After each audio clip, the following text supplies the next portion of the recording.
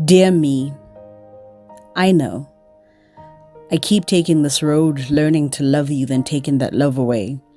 To cast like pearls before swine, I keep you swinging on this pendulum.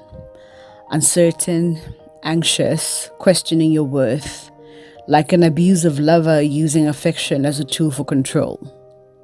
And I know you wonder, when will it end?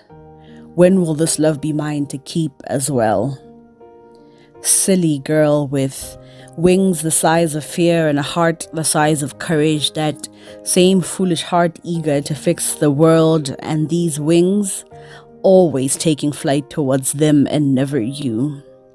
Silly, silly girl, sacrificing self so that at least I can say I loved well. Look where that's gotten me. Why do I seem to gravitate towards giving up on myself for them? Why isn't there a balance my heart can learn in loving? A love offered to them and still including myself, because every time they leave, there are pieces of myself I must scurry around trying to find. Pieces given that I don't seem to be able to be the same without. Why do I keep giving up peace and heart to love? Who do I think that I am? Assuming there's a way to give myself wholly that will make them stay and reciprocate. How dare I think I can earn that? I envy men the ability to put self first. Envy children the joy that seems to remain. I envy the oblivion. What I wouldn't give to unknow the things I've learned. The lessons in blood acquired from this life insistent on living love, on giving self.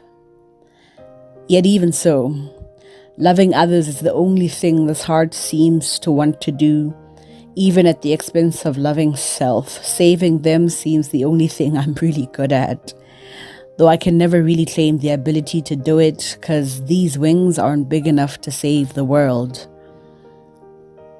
But now I must create the room to learn how to save myself as well. Because they're worth it, ain't no question about it. But so am I.